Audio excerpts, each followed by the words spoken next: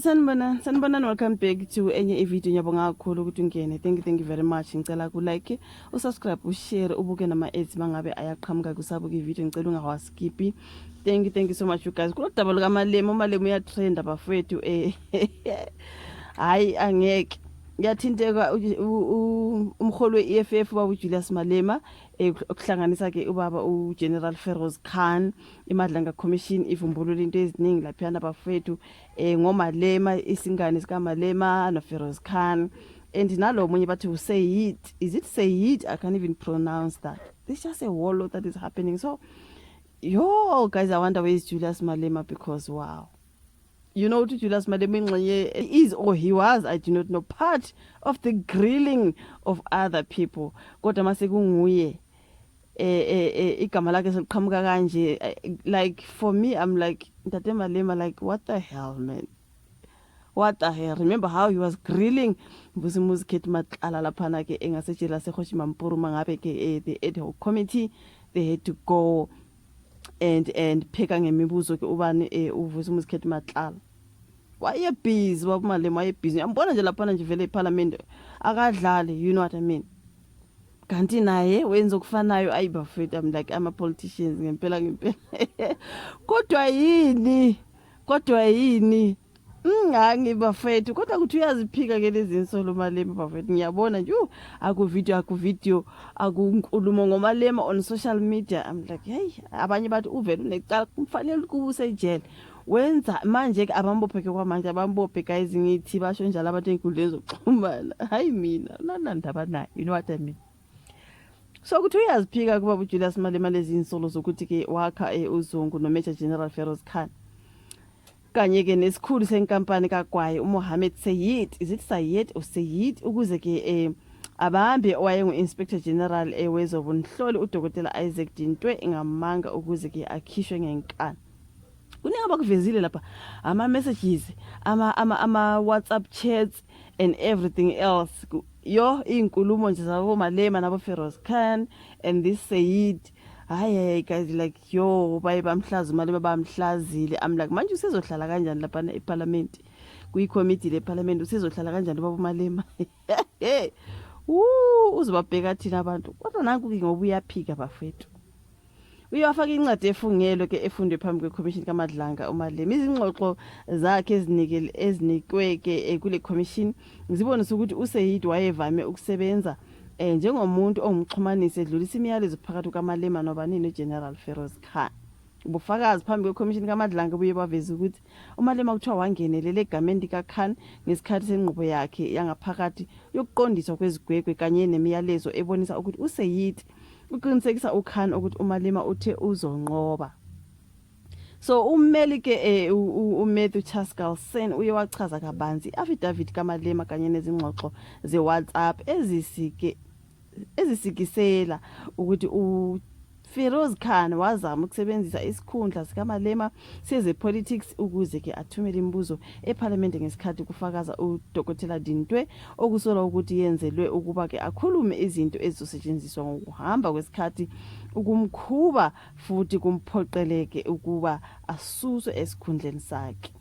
Uthi ngiyaphika ukuthi ngakha uZungu lokuhlela ukususwa kaDokotela Dintwe. Ngokujwayelekile ngivame ukuthola ulwazi oluvela emthonjeni ehlukahlukene, eminye yangasese kanye neminye yomphakathi oluhlobene ke nomsebenzi wami njengelungu leParliament. uMalema loyo incwadi nayibhalile. Ubufakazi phambi kweCommission kaMadlanga buxhumanise uMalema nemizamo esolisayo yokubophisa amalungu eOperation Dudula ngaphambi komkhankaso walenhlangano yokuxosha abantu bokufika abakuleli ngokungemthetho ngo-2021. Umholi kobufakazi uAdvocate Matthew Chaskal Sen uye wayethula imiyalezo yeWhatsApp okusola ukuthi ikhombisa uMalema ecela usomabhizinisi uMohammed Mo Sayid ukuba ke athumele iposta yeOperation Dudula kuMajor General Feroz Khan enesiyalo esithi kumele aboshwe namuhla ebusuku. iCommission iyazi ukuthi uSayid kuthiwa ke wawuthumela umyalezo kuKhan njengoba ke iOperation Dudula yayilungiselela umkhankaso ohlose ukukhomba ekhaya abantu bangaphandle abangenazo izincwadi abasolwa ngokuqhubha amabhizinisi ngokungemthetho. Njengoba ngisasho kwenye video ngithi zonke lezi zinto enizibonayo Operation Dudula March and March ipolitics yonke. Thola ukuthi nje kunama politicians nje amanye hayi labo bathu bano Sis Jacinta ophakela umthakathi. Thola ukuthi zikhona khona ikhondla emva kwayo yonke lento because ama politicians as you can see lo daba lokaMalema ukuthi babezama ukwenzani ngeOperation Dudula, you know what I mean. Bakhona nje abayifuna yonke lento bakhona abangayifuni bese kuba isiphansi phezulu. Politics kukhona abantu abahambe khona abantu abangahambi. Hayi la besibabona kuma screens wethu la ikhondla zakhona behind the scenes ongababoni wena ongazi nokuthi ngempela abayingxenye yayo yonke lento. Yithi sezivumbuluka indaba njengalokhu sezivumbuluke nje la ezikaMalema esaba ukuthi akuwoshe umuntu thizeni weOperation Dudula. Ngoba ayicabanga ngesikhathi when Operation Dudula ibusy ukuthi kungabe kukhona mhlawumbe uMalema azama ukukwenza. No, khona so ama politicians behind the scenes kuyo yonke lento yemarch. Abamashi nje bodwa sebabona nje bayamasha. Bakhona singababoni abamuva kwa yonke lento uya understand. So you guys, you are trying to Malema, there's just a whole lot. Ake ngene la ka Twitter bese ngisesha ngithi Julius Malema. There's just a whole, noma ngingasesha ngamsho uzoqhamuka. Kuningi you guys, hayi ngeke. Like abantu ba busy ngegama lakhe ukumanje ukuthi uthini manje Malema makunjena. Ikhona ipost yakhe ngiyibona lana ngazi uphendulana nobani might bring it on. It's not surprising, it's not shocking ukuthi some South Africans want to see President Julius Malema down. I mean, Gaddafi had some Libyans celebrating when not turn him into a villain. We are trained njengoba kunjena nje scrolla la under uMalema we hit like if you agree ukuthi Julius Malema is corrupt. I still wonder how Julius Malema was able to convince such a large number of people to believe that he was a saint. Everyone just saying, he's not innocent. You know what I mean?